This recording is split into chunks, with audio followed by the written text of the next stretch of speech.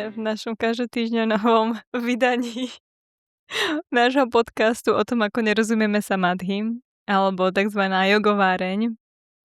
Moje meno je Lenka. Moje meno je Daria. To je to A skrátené dnes intro. Budeme ďalej pokračovať s yoga sutrami. My to totiž zase nahrávame už druhýkrát, ale teda iba tento začiatok, pretože ja som nemala mikrofón, prosím vás. Takže už mám mikrofón. A zjavne sa dá nahrávať aj bez mikrofónu. Daria dneska zarecituje yogasanu mantru, takže... Dobre, tak ak náhodou teraz nerobíš niečo, na čo sa musíš sústrediť, môžeš sa usadiť do pohodlného sedu, môžeš spojiť aj dlane pred hrudníkom, budeme spoločne spraviť jeden kolektívny nádych a výdych. Nádych na Om. Om. Yogena chittasya padena vacham malam sharirasya chavaidiyakenam yopakarottam pravaram muninam patanjalim pranjalir anotosmi. Om. A potom môžeš pomaličky otvoriť oči. A Ja som už pokračujeme. skoro naozaj začala s tebou ten Om spievať. To ako ja vždy spievam s tebou a vždy stlačam ústa, aby som ich neotvorila. Ja som ich už otvorila a už som skoro začala robiť zvuk a potom, že sakra, nemôžem. Tak a teraz pred našim podcastom som dneska tiež počúvala jeden jogový podcast o consciousness, to možno ty by si viac ho pochopila, lebo to bolo strašne veľa vecí z fyziky. Ale on začína svoj podcast mantrou Saha Navavatu, ktorú Lenka spievala na workshope cez víkend, na ktorý som aj ja bola. A to bola zase iná melódia. Takže mantry, ktoré spievame, častokrát majú buď nejaký set, meter, proste nejakú melódiu, z ktorou sa spievajú, alebo potom sú ešte rôzne melódie. A to je vždy také veľmi fascinujúce. Mantru, ktorú máš vo svojej praxi už dlhé roky, počuť v nejakom inom prevedení. A ešte ťažšie sa naučiť potom na novú melódiu. Podľa toho, ako často to zopakuješ, ako niekedy to ťažšie, keď to máš iba raz za čas a zabudneš, ale napríklad ja som si veľmi, lebo sme sa rozprávali o tej druhej časti tejto yogasany mantry, ktorá sa niekedy recituje.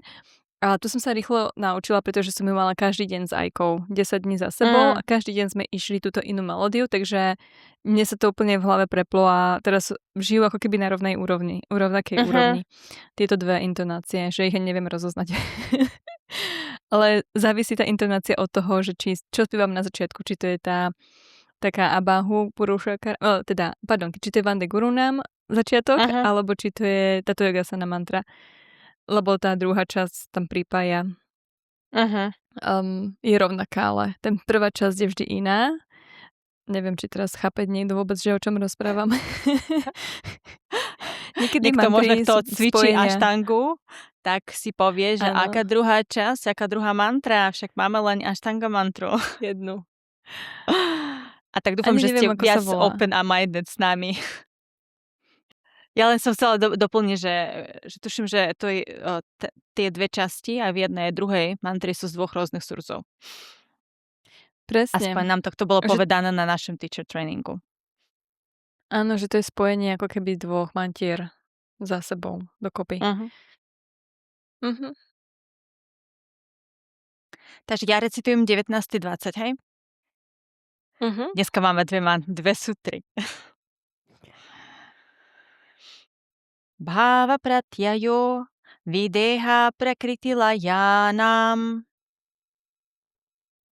A preklad? Tento preklad, keď som čítala, je taký kvetnatý, že dúfam, že to prečítam. nevtelené bytosti a bytosti, ktoré splynuli z prakrty, zakúšajú samprajnata samadhi, ktoré voláme inak trošku, pomocou ponorenia sa do jemnohmotného stavu prakrty. Nevtelené bytosti a bytosti, ktoré splynuli z prakrty, zakúšajú samprajnata samadhi pomocou ponorenia sa do jemnohmotného stavu prakrty. No, to je veľmi iné a táto sutra má také zvláštne rôzne preklady a aj sám Carrera hneď prvé povie, že táto sutra vie byť interpretovaná rôznymi spôsobmi.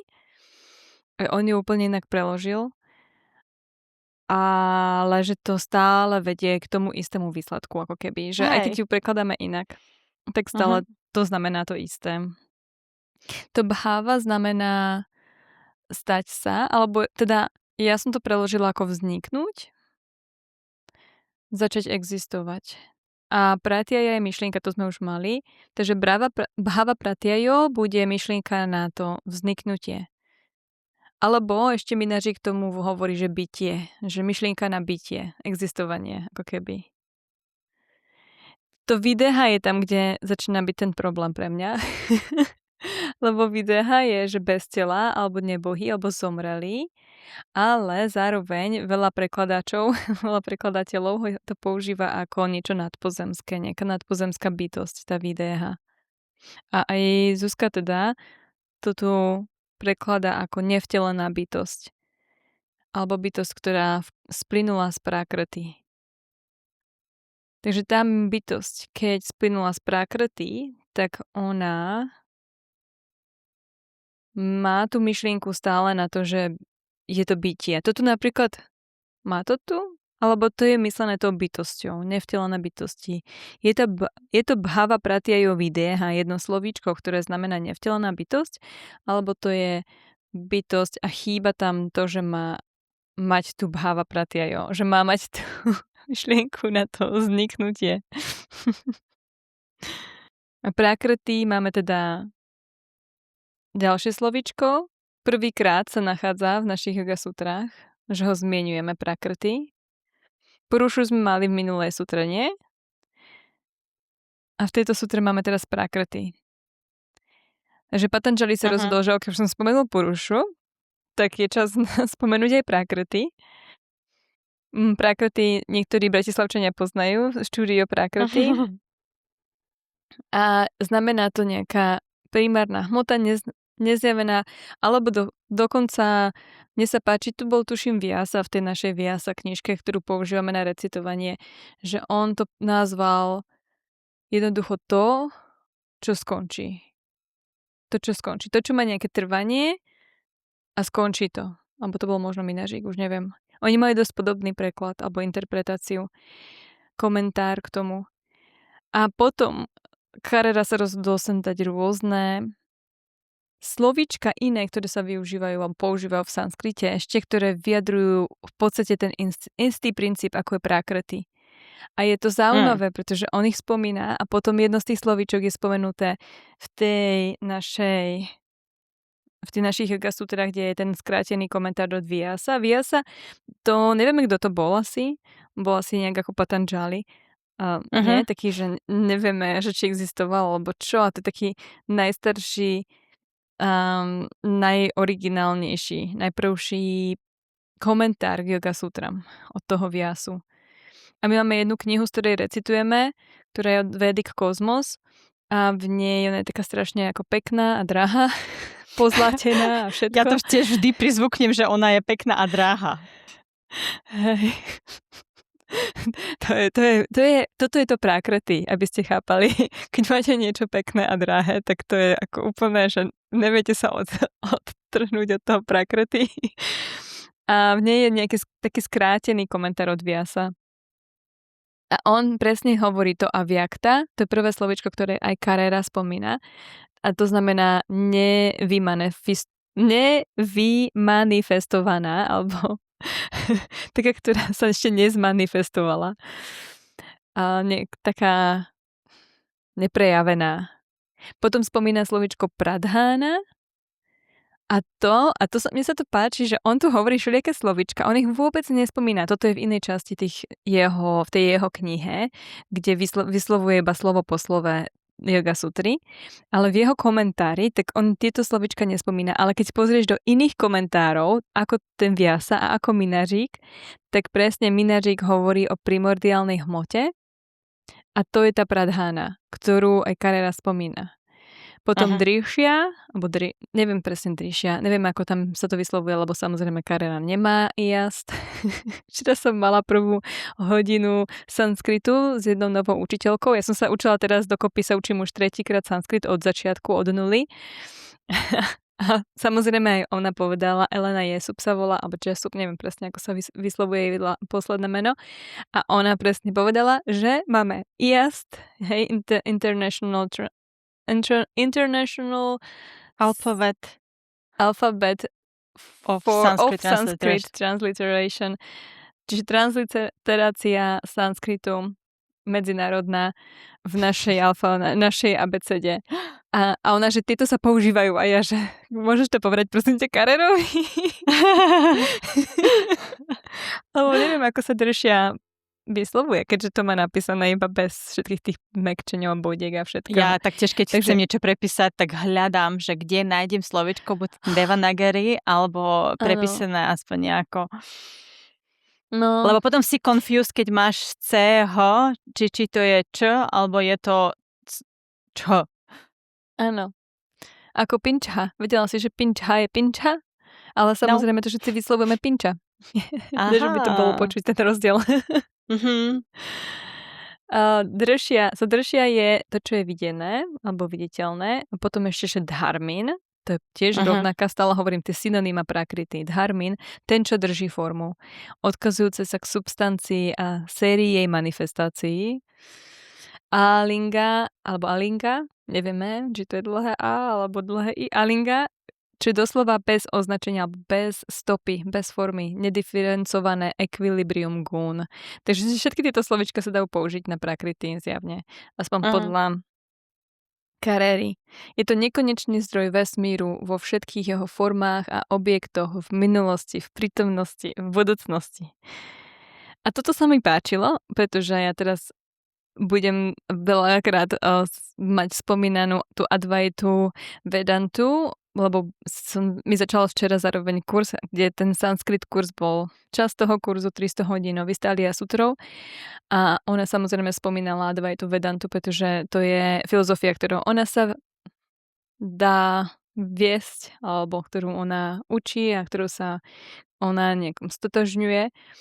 A Carrera spomenul, že v Sankhyi klasickej joge prakriti nemá vedomie a v Advaita Vedanta tak tam to ide ďalej a tam akože hlbšie.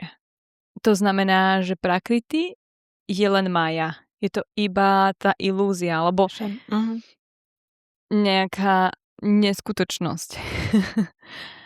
Tam už ani to prakriti nedáva zmysel. Aj keď ja by som povedala, alebo Advaita Vedanta, aby ste pochopili, Advaita znamená, že nedvojitá, alebo už iba jedna.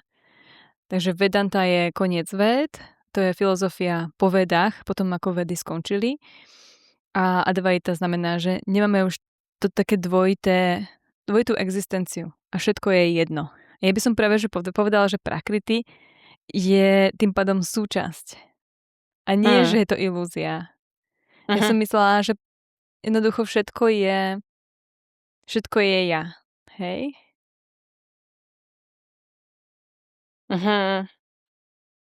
Ako si to ty chápala v Advaita Vedanta?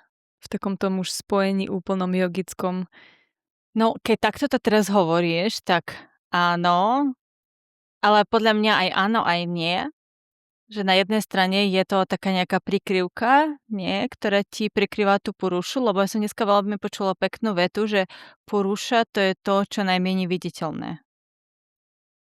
Čo ty máš v sebe, ale najmenej to vidíš, lebo si prikrytá všetkými ostatnými vrstvami, tak môže to byť vnímané, že áno, že keď to zoberieme, že všetko je oneness, tak potom všetko je súčasťou toho, ale keď to berieme ako nejakú prekážku, tak je to nejaká maja. Illusion. tak nakoniec nemáš byť na to prilnutá, hej? Nemáš sa na to naviazať, lebo to není poruša. Je to veľmi filozofické. Ešte ďalší rozdiel medzi Sankhyou a Advaita Vedanta nám Carrera uviedol stále vo vysvetľovaní toho prakriti slovíčka, že podľa Sankhya sú guny zložkami prakriti. Takže guny, keď ich spojíme, tak vytvoria prakriti a podľa Advaita Vedanta guny sú chovanie toho prakriti. A ja som si to vždy predstavovala skôr ako to chovanie, že to prakriti môžem mať ako keby také chovanie nejaké alebo nejaký charakter. Pričom podľa Sankhy tie guny sú to prakriti, sú jeho zložkami. Nice. A posledné slovičko je layanam, čo znamená prilapiť sa. Prilnať, to je moje obľúbené slovo, stať sa naviazaný, absorbovať. Takže keď to takto spojíme, že slovičko po slovičku, tak to, čo nám prilnie prilapí sa na to naše prakriti, tak to je práve tá primordiálna hmota je prilepená k tým nadpozemským bytostiam, pretože majú tú myšlienku na to bytie. Tak som si to ja preložila. Aha. A tam sa to, Zuzka to má správne, ale Carrera má to úplne, že ako keby z opačného pohľadu. On má, že jogíni, ktorí nedosiahli ešte tu vracame sa k asampragňata samadhi, ktorý bolo uvedené v minulej. Hej. Inak asampragňata samadhi, mám s tým problém. To ti ešte poviem, že aký problém s tým mám. To je akože teaser, na to by ste počúvali ďalej. Ste neodišli teraz, keď tu máme všetky tieto komplikované slovíčka. Asampragňata. Takže prágňa je tá vedomosť, tá múdrosť. Asampragňata je, že si dosiahla nejaký vyšší stav. A tí jogi, ktorí toto ešte nedosiahli, tak tí zostávajú naviazaní na to prakriti v momente, ako zomrú. A preto na to zostanú naviazaní, pretože majú stále tú myšlienku toho stvorenia alebo toho vzniknutia alebo narodenia sa. Možno to môže byť preložené, že oni majú stále tú myšlienku na to narodenie sa a preto zostávajú naviazaní na to prakriti. A preto nedosiahli How to make it more complicated. Takže teraz vidíte, ako zmetená ja som. A toto mám doslova napísané v mojich poznámkach, že som veľmi zmetená.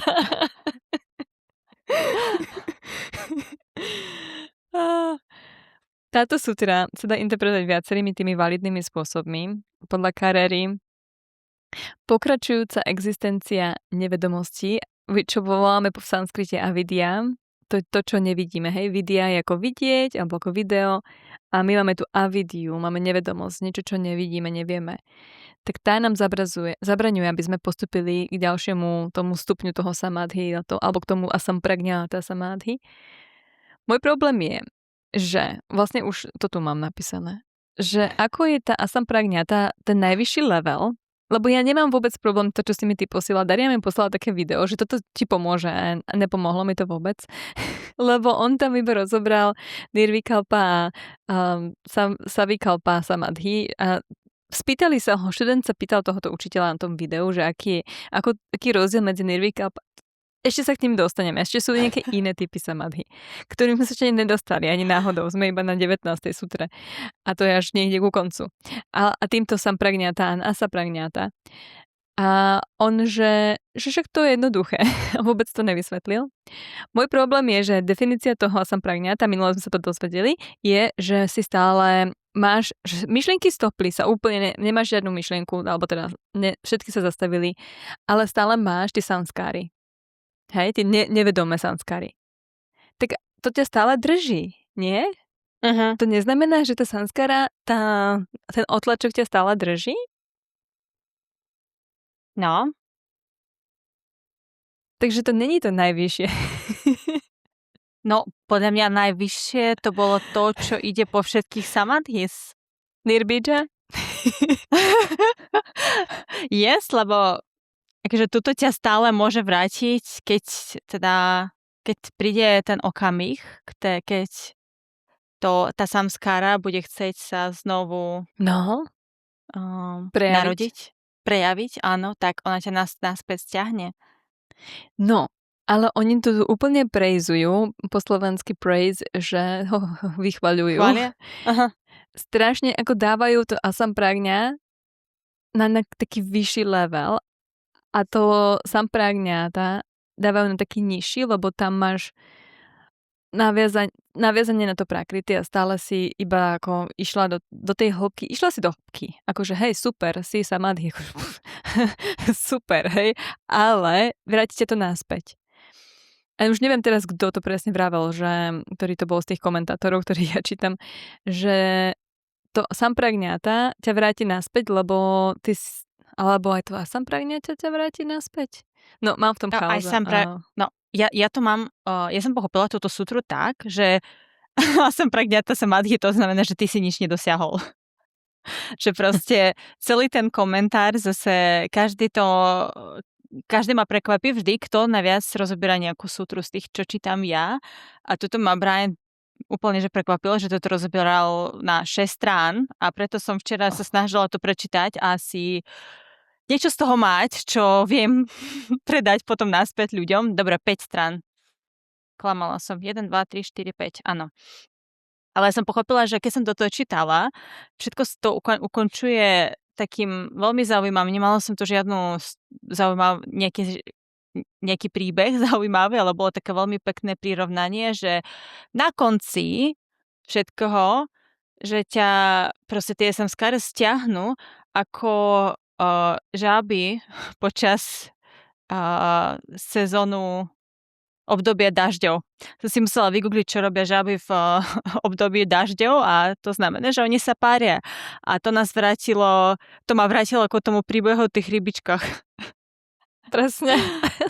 Žáby, ryby, ako furt sa niečo pári, furt niečo má pohlavný styk. Furt to tých filozofov a tých mníchov to stiahne naspäť, hej, lebo to asi žili príliš dlho bez v tej brahmačaria. Ale tak ako je to také nevinné, hej, keď sú to ryby alebo žaby. A to práve ukazuje o tom, že oni už dosiahli taký level, že ich nemyslia na taký ľudský pohlavný styk, že nemyslia na taký nejaký medzi mammals, čo sú mammals? Mlieko cicavce. Mlieko produkujúce medzi cicavcami, ale už ako také nižšie formy ich dostanú, ale bohužiaľ vždycky ako ryby. Už si inak vygooglila ako tie ryby? Vygooglila som. Tie len krúžia okolo seba. A nebolo tam nič také, že by... Nič viac. Len krúžia okolo seba. Práve to je to zaujímavé, že oni sú ako vždy fascinovaní takým tým, ani že to nevyzerá ako cicavce a stále ich to prinesie naspäť nejakým spôsobom. Tak sa zhodneme teda na tom, možno nemáme úplne pravdu, že to je také, že obidve aj tie sampragňáta a sampragňáta sú také, ktoré ťa privedú naspäť. Jedno je to kognitívne, jedno je také už menej kognitívne, ale stále sú tam tie samskáry. Minařík to poňal úplne inak. On si zobral príklad práve od Vyasy ale nie, práve že Minařík veľmi súhlasil trochu s Vyasom a by som povedala možno, musela som si prečítať, už som ti to aj hovorila, aj komentár od Sačidanandu. A on úplne inak to komentuje. On tam opisuje nejakých bohov, a o tom, ako tieto bytosti božské sú niekde už v nejakom takom inom svete. Nie sú už v tomto našom takom prakriti. Hej, oni sú v tej takej, aj keď stále to je prakriti, lebo stále sa to mení, stále to má nejaký koniec. A on vraví, že tí, ktorí sa bez tela ponárajú do pralátky, hej, to je práve tá hmota, tá primordiálna hmota. ale nemajú to telo. A u neho to je rozdiel, že buď máš telo, alebo nemáš to telo. Tak tí dosahujú ovládnutie prostredníctvom pozorovania bytia. Oni pozorujú stále sú napojení na tú myšlienku, že existujem, že som stvorený a že som. A to je sprevádzané dokonalou predstavivosťou, že je to samadhi a oni už sú ponorení v tej nevymanifestovanej prakriti. Nemajú to telo, ale stále majú to bytie. A on vraví, že existuje ako keby schopnosť človeka, ktorý sa vie dokonale ponoriť bez toho, že by si uvedomoval telo a dosiahne tam určitého stavu. On samadhi ponorenie, to je u neho ako synonymum. Dosiahneš ten taký stav, kde máš čistú myseľ, veľmi bystrý intelekt a zostávaš ale stále pevne s nohami na zemi. Stále si v tom prakriti, ale je to takéto nevymanifestované. Takýto človek, to zopakujte 10-krát za sebou, nevymanifestované. Takýto človek dokáže prísť naspäť s úžasnými myšlienkami, ktoré by ho nikdy inak nenapadli. V podstate vraví, že stále to nie je náš cieľ, lebo stále sa vraciame. Stále sa vrátime naspäť. Je to taký zvláštny plod rastúci na jogickom strome. A mne to prišlo, ako keby opisoval človeka, ktorý dosiahol nejaké siddhi. Siddhi sú také tie nadprirodzené schopnosti. Tak mi to prišlo, ako čo opisoval, že ty sa vrátiš naspäť a máš úplne nejakú úžasnú schopnosť, nejakú úžasnú predstavivosť, čo mi pripomenulo to video, čo si mi ty poslala, kde ten chlapík rozprával o tom, že máš predstavivosť a že ty si všetko predstavuješ a to je pravda. Hej, a to je zase spojené s tou majou, s tou ilúziou, že všetko, vlastne to prakriti je ilúzia, na ktorú sme príliš napojení. A on vraví, že to, čo popisuje táto sutra ale, tak to je trošku iný level, lebo my sa síce ponoríme, čiže dosiahneme samadhi, ale sme si stále vedomí nášho fyzického tela. A on vraví, že toto je možno oveľa ťažšie, ako keď nemáš to telo. Lebo ty to telo ako keby ťa zaťažuje, ho ťaháš so sebou do toho samadhi, čo musí byť oveľa ťažšie dosiahnuť to samadhi spolu s tým telom. Je to oveľa jednoduchšie, keď sa toho tela odpojíš a necháš ho preč, odhodíš ho. Ale je to nejakým spôsobom nižšie a menej božské, menej žiariace ponorenie. Ale takíto ľudia budú takíto mystici, to už nie sú ľudia, ale sú to mystici, ktorí budú viac ľudskí, lebo oni sa stále budú vedieť spojiť s telom, budú vedieť a chápať, aký je život, aké máš problémy v živote, lebo máš to telo. Zatiaľ, čo taký mystik, ktorý odletí niekam preč, aj taký božský, tak bez toho tela, tak ten, keď sa vráti naspäť, tak nemá ten zážitok toho, že má to telo. A to mi pripomenulo tie také hinduistické rozprávky, kde ten Boh, že Boh sa musí vrátiť naspäť. To neviem, či nemal Sačidananda, že Boh sa musí vrátiť naspäť do ľudského tela, aby znova získal nejakú užitočnú skúsenosť, z ktorej sa poučí. Že bez toho tela ty sa nič nenaučíš, lebo všetko je také ľahké. A tým, že si naviazaná na to telo, tak to ťa drží zároveň tu dole, ak je nejaké dole a hore. Namiesto toho, aby sme lietali niekde v nebesiach, neznamená to, že sme menej a presne Minářik to vraví. Že lebo práve, že tie výzvy, ktoré máme v živote sú oveľa hodnotnejšie na ponaučenie a vieme z nich oveľa viacej rásť a zdokonalovať sa. Preto Krišna raz za čas vždy sa objaví v nejakej forme. Krišna ešte musí dosiahnuť samadhi, ešte stále je priputaný, nie je taký dokonalý. No tak tiež je to otázka, je to Supreme God, je to Lesser God, keď stále má nejaký body, alebo možno je to len Lesser God, keď mu dávame nejakú formu, možno keď už mu nedávame formu, tak je to úplne jedno, kto to je. Už není. Už není. Už nevieš to opísať. Je to veľmi zaujímavý topik. To je. Ale stále neviem, že ktoré je to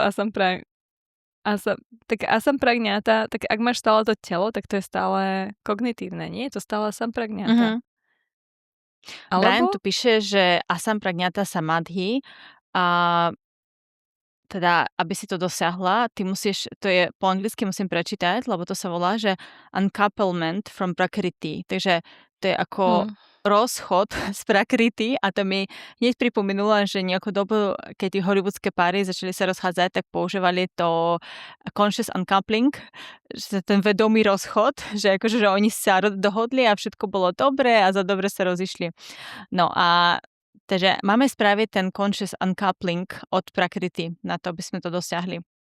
Ale napríklad Brian na túto, inak ja keď som čítala tento komentár, som pochopila, že nikto z nás nie je yogi, lebo on už začal to s týmto predtým, že je real yoga a je not real yoga a stále v tomto pokračujeme, že čo je real yoga. Takže real yoga ešte stále nenastala, neviem, či nastane pre nás všetkých. Aj keď Jessica Char v svojom komentári písala, že nás je tu strašne veľa ľudí a neviem, že koľko bolo miliárd ľudí, keď on písal Srdce jogy, ale už bolo veľa. A napísal, že určite niektorí už sú, čo dosiahli ten najvyšší stav. Takže teraz možno je nás viac, ale ku tým real yogis máme ešte veľmi, veľmi ďaleko. Som si spomenula na to vaše štúdio Yoginis vo Viedne.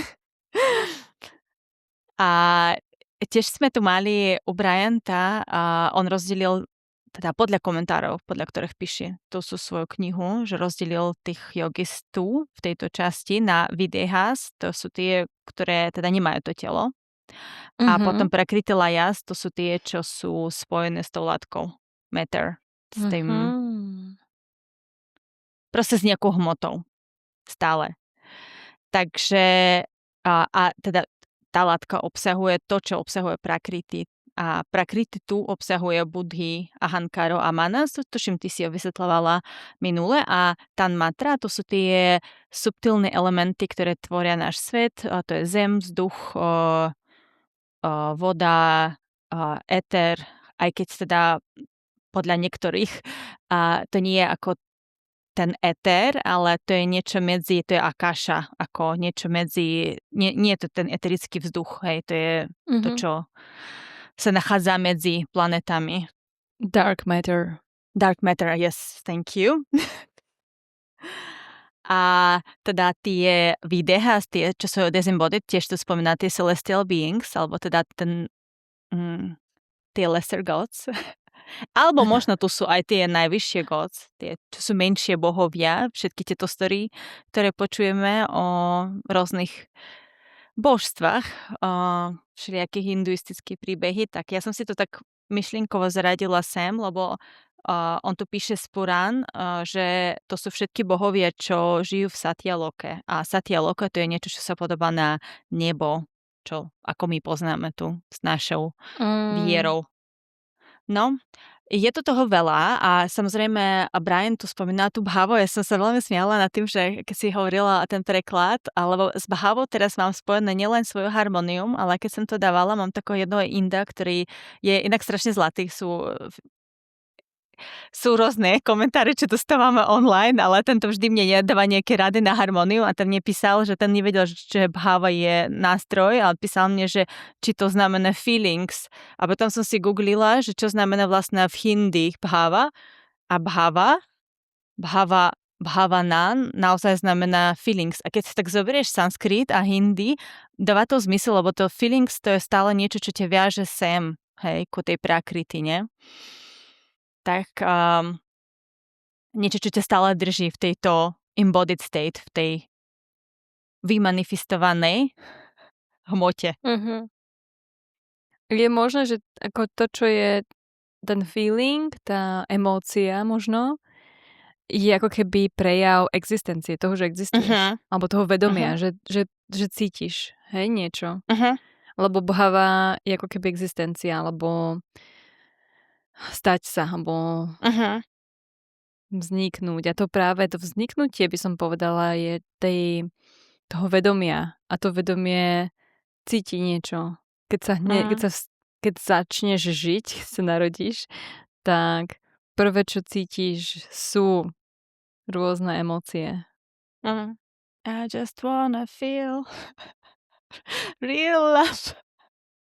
Dobre.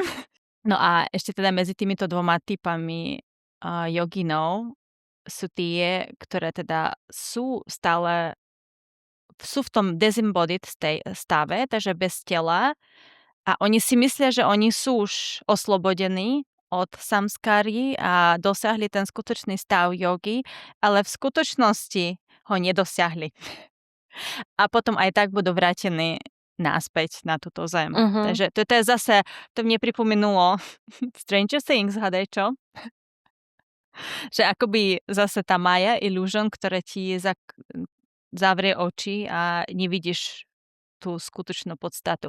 Ale na konci Bryant za pomoci Vachaspati Mishra, a to je tiež nejaký sage, nejaký filozof, tam dáva nejakú nádej, že keď dosiahneme tento stav samadhi, nie je všetko stratené a nemusíme byť vrátení naspäť do samskáry, lebo možno v tom stave bez tela my nájdeme naozaj tú výveku, tú schopnosť rozlišovať pravdu od nepravdy, alebo mlieko od vody, čo tam vie tá labuť, vieš čo, Talia má tiež na svojom obrázku.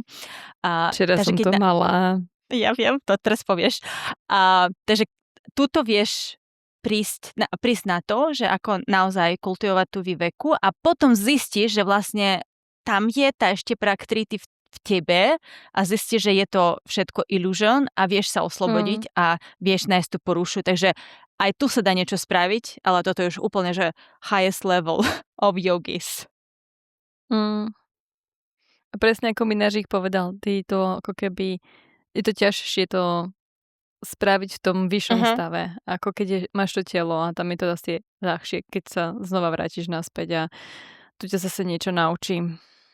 Čo je inak taký super postreh, nie? Lebo si zober, že niektorí povedia, že to telo je úplne nepodstatné a nemusím sa o to starať, nemusím cvičiť, nemusím zdravo stravovať, lebo boli aj takí jogini, že napríklad aj Paramahansa Yogananda, jeden z takých veľmi známych filozofov, a on veľmi zanedbával to telo a to telo bolo také možno väčšie a také nezdravšie, ale to telo naozaj potrebuješ ho udržať zdravým na to, aby ti pomohlo, lebo na niečo tu je. Ten embodied state. A presne, čo si spomínala, tie elementy, tak to vlastne Minážik mal v tej minulej alebo predminulej, tie také 4, predminulej myslím, elementálne bytosti, že on ich mal ako zosobnené do nejakej, do nejakej ten bytosti. Trpaslík a víla, nie? Gnóm, áno. Salamander a potom Udín a ešte niečo. Aj keď on mal iba 4. Ja som nevedela, že gnóm je aj slovenské slovičko. Podľa mňa keďže na Slovensku nemáme tradíciu v tom, aby sme vymýšľali nové slova, keď prekladáme knižky, hlavne také ako Pán prstenov a Harry Potter, tak tam sme prebrali to slovo možno, ale zase keď to Mináčik už poznal, tak to bolo v češtine už vtedy. A keď to bolo v češtine, tak určite to aj slovenčina poznala, ak to doslova nemala to slovíčko rovnaké. Okay, 20? Ešte čo tu hovorí Vyasa, teraz keď pozerám do tej knižky, z ktorej som chcela zarecitovať 20, tak to sa mi páči, že on vedie k tej ďalšej, k tej 20, s tým, že toto sú teda akože rozdelenie podľa toho, že či máš to telo, alebo nemáš to telo. A on, že a potom vieš ešte dosiahnuť teda tú asampragňátu cez nejaké prostriedky. Ak použiješ nejaký prostriedok, taký, ktorý je veľmi múdry. A to vedie k tej 20, 1.20. Shraddha vírya smrti samadhi prajna purvaka itarešam. Preklad od Zuzky 1.20. U ostatných mu predchádza viera, energia, rozpamätanie sa, ponorenie sa a rozlišovanie. Zuzka používa ponorenie sa ako samadhi. Ja on to presne hovorí. No tak akože mali sme tie nevtelené bytosti a bytosti, ktoré mali to telo A potom máme teda, keď nemáme toto, tak máme ešte niečo iné. To je presne takéto typické pre Patanjaliho, že on je taký, že on ti povie niečo a potom povie, že OK, ak si to nepochopila, možno to je asi pre mňa, tie yoga sutry sú napísané, že ak si to nepochopila, tak nevadí, lebo tu máš ešte aj iné tools, alebo iné prostriedky, ako niečo dosiahnuť, alebo ako dosiahnuť samadhi. On je taký, že OK, toto, ale ak ani to ti nevyhovuje, tak ešte máš takúto možnosť, ešte toto ti dám ako prostriedok. A tu nám presne vymenúva. Áno. S tým, že on má ako fakt veľa kariet v rukávi, ktoré ti môže ukázať z rôznych kútov sveta a s rôznymi vlastnosťami. Až takými, že úplne to vôbec ani nedáva spolu dokopy zmysel a preto som taká zmetená. Lebo ja sa ich snažím spájať, ale asi ich nemáš spájať. Jednoducho jedna sutra je jedna a druhá už je o niečom inom a už nemáš myslieť na tú predošlú. Ale ja sa stále snažím to naviazať na tú predošlú. To je asi tá moja avidia, ktorá mi zabraňuje tomu, aby som to pochopila. Shraddha je viera, alebo po anglicky môžeš mať vieru, že faith, alebo ešte jedno slovíčko bolo, už teraz si nespomeniem. Sa mi to páčilo viac po slovensky. Mám vieru spojenú iba s náboženskou vierou. Pričom ty môžeš mať vieru v hocičo. Ty veríš, každý máme nejakú vieru. Ty máš vieru v to, že život je taký, aký je. Ty môžeš veriť v to, že svet ide proti tebe. A to není vôbec spojené s nejakým náboženstvom alebo Bohom. Aj keď, prečo by svet išiel proti tebe? To je otázne. Môžeš mať názor na to, že akí sú ľudia. A to je nejaká viera. To není reálna vec, ktorú si mohla namerať, že ľudia sú zlí, alebo dobrí, alebo sú hlúpi, hej, a ty si to myslíš a to je tvoja viera. Takže to mám taký problém trošku v slovenčine s tým slovičkom viera. Čo je srandovné, lebo potom ďalšie slovo je, že víria, čo znie ako viera. Ale znamená energiu. To je ako smrti, že? Pamäť a smrť. No, víria je sila alebo energia. Ešte som našla preklad, že elán. Kúráž, horlivosť, zanietenosť, hrdinstvo.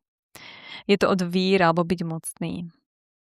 Ešte sa mi páčilo, že šradha je od slovičko šrad, čo vyzerá bez mäkčenia ako inak. To je niečo pre môjho syna. To je fakt akože základná škola, humor. Šrad. Ktoré znamenalo, že byť si istý niečím. Smrti sme už mali, znamenalo to pamäť. A aj Zuzka to tak má preložené, ale veľakrát sa to prekladá ako mindfulness, alebo teda po slovensky sa to dá preložiť ako všímavosť, alebo vedomá pozornosť, alebo plná pozornosť. Potom máme to ponorenie, alebo samadhi, kognitívne v tomto prípade, je vraj to mienené ako to kognitívne. A prvýkrát, toto je prvý historický krát, sutra číslo 1.20, čo počujeme slovo samadhi. Od Patanjaliho. Doteraz nepovedal samadhi. Dal, že ty to vieš už. Akože rozprával o nejakej sampragňata a sampragňata, ak ste to ešte nepočuli dostatočne veľakrát, tieto dve slovíčka, ktoré sú tie isté, len jedno má Ačko pred sebou, tak rozprával o nich, ale nepovedal, že čo to je.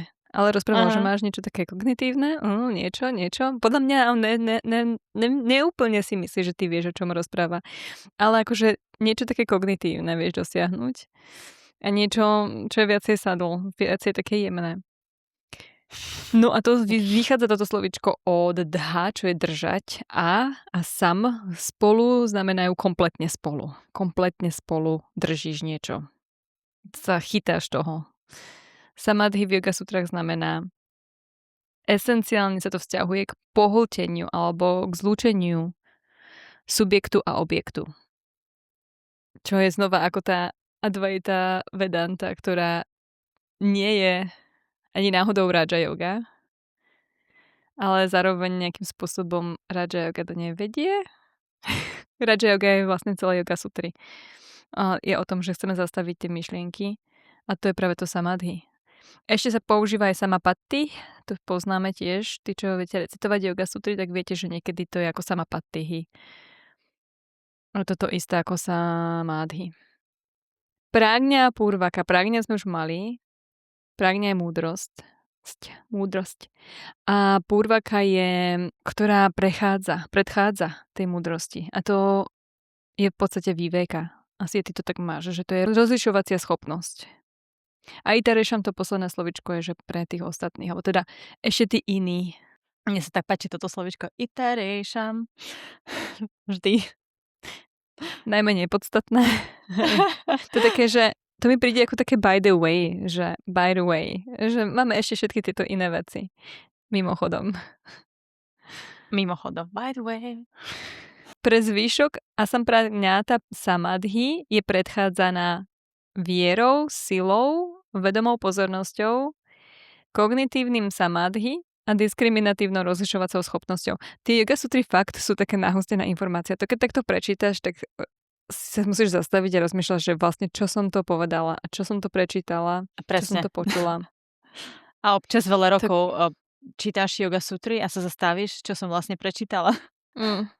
A ty si túto sutru dávala, tuším, na Instagrame a ja, že naozaj toto si vybrala. Už keď som ju mala otvorenú, vieš. Však toto nikomu nič nepovie, prečo si ju vybrala. Ale ako ja je som super. Dala preklad. Ja som chcela dať, že potom máme o tom podcast. Ako je super, že môžeš sa nad tým zamyslieť, že čo je moja viera, v čom tkvie moja sila a potom, že ako sa riadím mojou pamäťou alebo tým, čo som zažila. Ale je to strašne veľa, podľa mňa na jedného človeka toto hodiť na ňo. Ja som chcela len plant the seed, len zasiať tú zrnko, lebo ja si pamätám tú sutru od Tali, ona ju mala na nejakom kurze a veľa sme sa venovali práve tej šrádhe, lebo to je taká súčasť jej učenia. Myslím, že devotion precedes the discipline. Ja už si nepamätám, ako presne ten kvót znie, niekde to mám tiež zapísané v nejakom poste. A tá skutočná disciplína vychádza z toho, že robíš niečo s tou devotion, s tou oddanosťou a s tou vierou, s šradhou. Lebo keď tá disciplína nevychádza odtiaľ, tak ona nejde s takou ľahkosťou. Tak ako, sorry, ale na čo by si robila jogu, keď to neveríš? Vieš, čo mi to pripomenula teraz? A možno si videla ten reels od nášho obľúbenca toho Brad Show, že študent, ktorý chodí ku tebe na jogu a ktorý vyzerá, že nenávidí tvoje hodiny, ale v skutočnosti ich miluje a on tak, že sa tváril, že proste sa rozťahol do toho bojovníka číslo 2, akože bez žiadnej energie a žiadneho effortu a potom sa prekrutil očami a potom zase niečo si donútila a potom ti prišiel po hodine povedať, že to bolo najlepšia hodina môjho života. A ja mám proste pár takýchto ľudí, čo chodia občas na hodinu, že ja viem, že ten face, už keď poznáš toho človeka, že hovorí niečo iné, ale vie, že v skutočnosti má rád tú hodinu.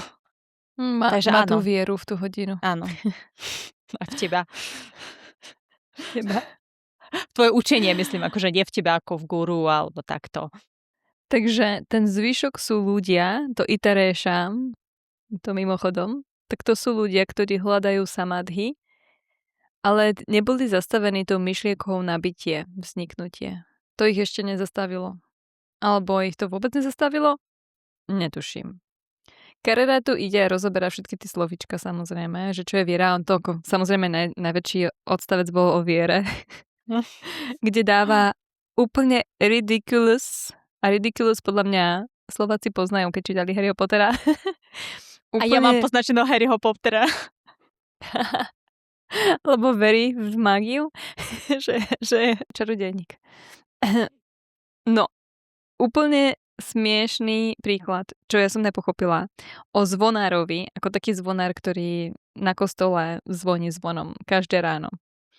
Ktorý ešte zdôraznil, že ten zvonár nebol edukovaný a bol taký veľmi jednoduchý človek. Jeho celý deň sa točil okolo toho, že ráno musí zazvoniť ten zvon, aby ľudia vedeli, že majú ísť na omšu. A tento zvonár zrazu po celom živote, ako toto robil, ochorel. A on bol strašne nešťastný a ráno bol úplne zhrozený, že ako, keď nezazvoní, ako vôbec vyjde slnko. Ako sa to stane, že vyjde slnko, lebo on nezazvoní. A on keď zazvoní, tak vždycky potom vidie slnko. A že ty máš mať tú vieru testovanú, že on mal tú vieru a to ako mne príde úplne ako nezmyselný príklad.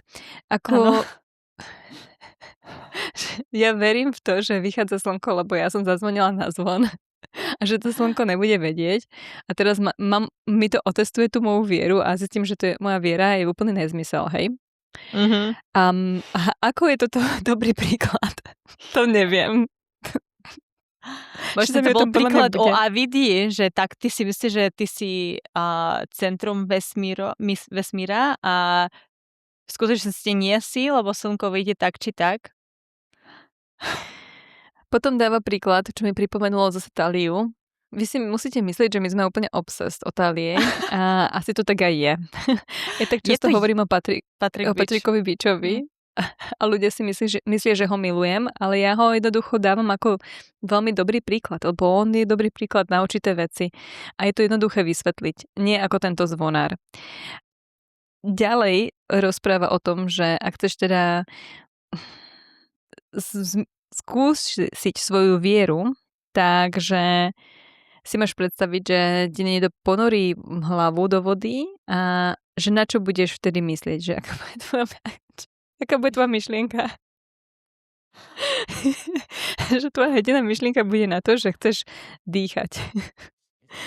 A tá myšlienka, ktorú si vtedy predstavíš v tom, ako sa dusíš, tak takým istým spôsobom máš myslieť na Boha. OK. To je veľmi zaujímavý príklad človeka, ktorý možno pozeral príliš veľa amerických action movies. No, tu som prestala ja myslieť na to, ako dýcham. A že potrebujem dýchať. Ale pripomenulo mi tú Taliu, keď sa vrátim k tomu ešte. Lebo ona mala ten príklad toho, že keď prechádzaš cez niečo ťažké, tak, že každý človek sa modlí. Že keď fakt nevidíš nejaký únik pred nejakou situáciou, niečo sa ti deje také ťažké v živote, že nevieš, ako sa z toho dostať a nevieš, na koho sa obrátiť alebo čo by ti už pomohlo, akože nikto ti nemá ako pomôcť, takže každý človek sa obráti na modlitbu. A to som si myslela, že to bude Carrera hovoriť, ale nie. On hovoril o tom, že máš tak silno myslieť na Boha, ako keď ťa niekto dusí, alebo teda topí ťa. A tá myšlienka je taká intenzívna. To mi prišlo také ako extrémne trošku, ale hej no, možno s tým sa ľudia vedia viacej vžiť, lebo to poznajú z tých amerických filmov. Je to veľmi zaujímavý príklad a dúfam, že on neprežil túto traumu, že nedáva tento príklad sem preto, že to zažil v živote. Nie, to je, že tej ďalšej sutre som si teraz všimla. Takže to bude opakovanie na budúce. Ešte túto myšlienku budeme mať. Tú silu, tak tá sila je podľa mňa rovnaká ako v tom.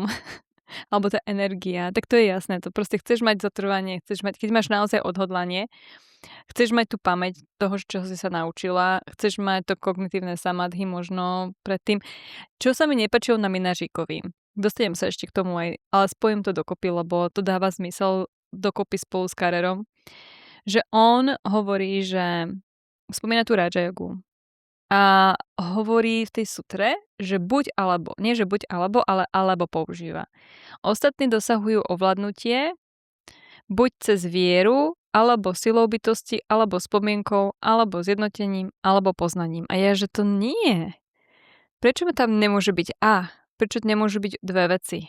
A Minažík to je tak sám, on to sám aj ten komentár uzatvára, že ty môžeš mať napríklad vieru, ale keď máš zlú vieru, niečo zlé, tak ťa to nedovedie do toho istého stavu, ako niekoho, kto má čisté úmysel, čistý úmysel.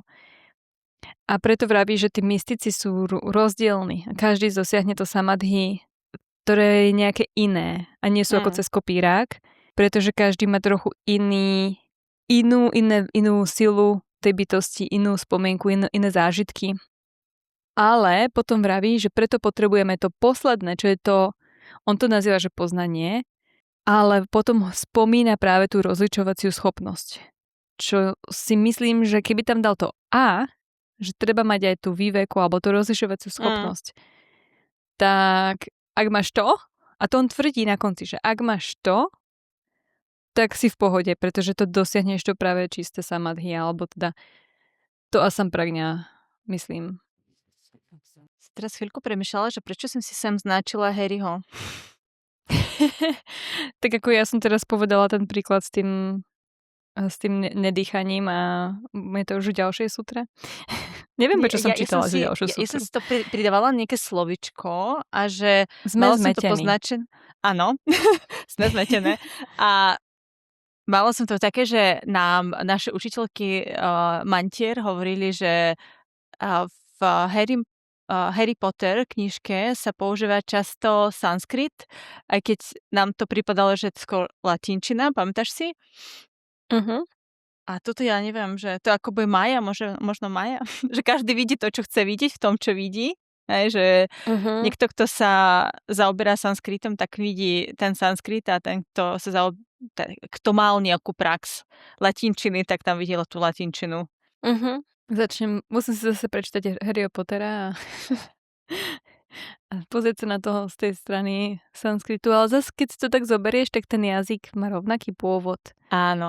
Všetko to má pôvod v tých indoeurópskom prajazyku, takže tak. Aj latinčina by mala mať podobný. Takže nakoniec majú oni pravdu, lebo ten sanskrit bol starší ako latinčina. Ja som to mala ešte na to šradchu poznačené, že je to ako homeopatika, že mne prípada, že vieš, že musíš mať vieru, že to je, alebo napríklad keď máš takú chorobu, že a proste bez toho, aby si verila, tak možno ani sa neuzdravíš, že môžeš padnúť do tej depresie a sa narekať na tú situáciu a byť smutná a to ti nepomôže a možno ti uškodí, alebo môžeš veriť v to, že sa to zlepší, alebo mať také pozitívne naladenie a potom sa to zlepší. A potom ešte tu som videla, že aj tuším aj u Satchidanandy bol rovnaký príklad, lebo to tuším je od Vyasy, že alebo možno to bolo o Vyase v tej knižočke, ale nemám ju so sebou toto. Lebo už sa bojím, že vyliem na ňu kávu a viem už, že ona je veľmi drahá, vzácna. Pozlatená. Tak on tu prirovnal vieru k dobrotivej matke, že, ktorá podporuje toho jogina na tej ceste. A ešte tu Brian spomína, že pri tej víri tá energia, ktorú potrebujeme, teda tiež, na to by sme sa posunuli na tej ceste, je praktizovanie je celibat. Takže brahmacharya tiež. Hej, tak to je ako dosť taká silná. A potom uvidíš rybičky alebo žabu. A potom ťa to zase stiahne. To som skári. Koniec víry. Stratila si tú silu, ktorú si sa snažila nahromadiť. Inak brahmacharya je často tak ako opisovaná, že aspoň v západnom svete, že ty sa snažíš tú energiu nejako ako udržať v sebe. Vieš, u mníchov a tak aspoň s tým som sa ja vždycky som uvedomená, že ty snažíš byť celibatná, aby si tú energiu ako keby nahromadila. A to je presne, čo je tá víria. Je to prekladané ako energia alebo sila bytosti. Dáva to zmysel, že si to môžeš tak interpretovať. Ale je to ten správny, ako Mináčik by povedal. Je to naozaj to, čo chceš? Je toto tvoj cieľ? Je toto tá správna cesta? Bude toto viesť naozaj k tomu čistému samadhi, alebo to bude nejaké také poškvrnené samadhi? Poškvrnené počatie. Nepoškvrnené počatie. 21. Počkať, 21? Máme prvýkrát spomenutú asanu? Alebo sa mi to iba zdá? No, asana je... Je toto isté slovičko? To nie je asana. Je to asana. Áno, hej, to je niečo iné. Ja už tam vidím, čo chcem. Áno. Určite to není asana, lebo tam je práve to nedýchanie s tým Bohom spojené. To je to, čo som povedala, že každý vidí v tom to, čo chce vidieť, hej? S tým herím. Tak dúfame, že ste si užili toto naše dnešné zmetenie. Názov tejto epizódy bude o tom, ako sme zmetené. A sannaha znamená blízko. Áno. Niečo, čo je blízko. Že ten stav sampragňata je veľmi blízko. Už sa tam dostávame skoro. A inak potom 22, tak to mi pripomína zase Taliu, lebo tam máš mild, moderate or intense a to je presne, čo sme mali včera v tej prezentácii. A ja by som chcela len doplniť k tomu, že si povedal, že aj sme trošku posadnuté, ale je to aj o tom u nás aspoň, si myslím ja, že ono je to taká vždy radosť zdieľať niečo rovnaké spolu, hej, že napríklad chodiť spolu na nejaký workshop, alebo napríklad ja som išla za Tibou, som si to strašne užila, že proste byť s niekým, koho máš rád a zažívať rovnaké veci, je to také veľmi obohacujúce, a keď sa učíš od rovnakého učiteľa a inšpiruješ sa rovnakými ľuďmi. Aj keď neviem, či budem pozerať Kardashianov, ale dneska som počula niečo o Kardashianoch. Ty dneska si mala deň o celebritách. Hneď to začalo od rána. Áno. Všade mňa prenasledujú. No, aj mňa, ale tak to sa mu asi v dnešnom západnom svete nedá tomu vyhnúť a podľa mňa nikde na svete sa tomu nedá vyhnúť. Celebrity majú nejaké sidhy, majú nejaké superpowers, ktoré dosiahli tým, že veľmi silno s vírou sa koncentrovali na niečo. A mali šradhu. Mali šradhu, mali aj víriu. Mali aj smrti, nejaké skúsenosti. Samadhi, nevieme, či mali. Čo je posledné slovičko? Pragňa purvaka. To je tá rozlišovanie. Mali určite nejakú purvaku, nejaké pragňa purvaka, ale či to naozaj bolo z múdrosti, tak to je otázne. Možno nie u všetkých. Ale tak ako to Taliou to je preto, lebo to mám ja teraz čerstvo zo včerajška v mysli niektoré veci z tej prezentácie, ktorá zjavne bola inšpirovaná yoga sutrami a bol to úvod. A my práve čítame úvod k yoga sutram, v podstate prvú pádu. Takže úvod k samadhi. Takže dáva to zmysel, že to tam bolo. A ja verím tomu, že keby sme teraz s nejakým iným učiteľom sa stretávali, tak by sme si všimli, že aj tam to nadväzuje. Všetko sa to vracia. To je taký ten nejaký taký, ako sa to volá, že keď si začneš byť niečoho vedomá, taký jav to je, keď niečo objavíš, niečo, čo si doteraz nevedela. Bola si v AVD a zrazu sa niečo ti získaš vidiu trošku a potom zrazu zo všetkých smerov to na teba skáče. Poznáš to? Uh-huh. Zrazu to všade všetci o tom rozprávajú zrazu a všade to je. A pritom to tak bolo aj predtým, len ty si nevedela o tom, že to existuje. Uh-huh. Takže si to nevšimla. To je to isté, ako ten mozog si doplňa to, čo my nevidíme, keď žmurkneme. Tak sme si to nevšimli, lebo to bolo to žmurknutie a my sme si iba domysleli niečo. A vlastne to je všetko ilúzia. A všetci žijeme v upside down.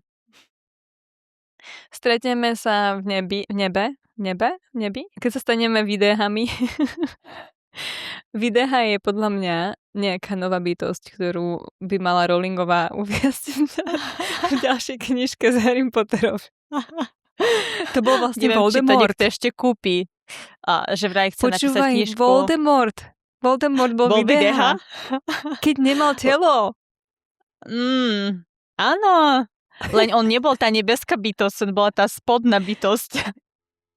To je jedno, on bol nebeský, on bol bez tela, lebo on tak sa snažil, tak mal tú víriu a